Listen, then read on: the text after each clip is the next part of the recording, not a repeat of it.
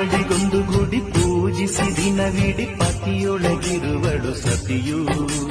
ಸತಿಯು ಅವಳೇ ಮತಿಯು ಅವಳೇ ಬಾಳಿನ ಹಾಡಿಗೆ ಶ್ರುತಿಯು. ಪತಿಯ ಏಳಿಗೆ ಸತಿಯ ಕೈಲಿದೆ. ಪತಿಹಿತವೇ ಸುಖ ಮಾಂಗಲ್ಯವೇ ಮುಖ ತೆನ್ನುವ ಸತಿಯೇ ಉಸಿರಿನ ತನಕ.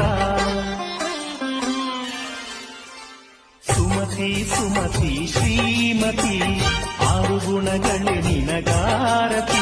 ಮನಕ್ಕೆ ಕೊಡತಿ ಮನೆಗೆ ಗರತಿ.